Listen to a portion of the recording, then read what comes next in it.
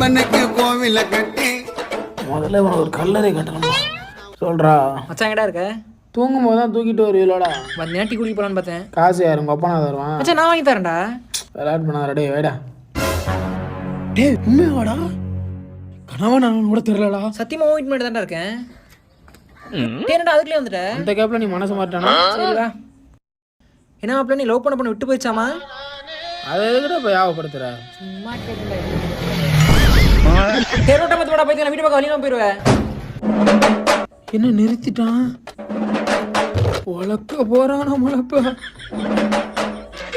ஆறாமே saving பண்ணாத பள்ளி மாதிரி வர்றான்.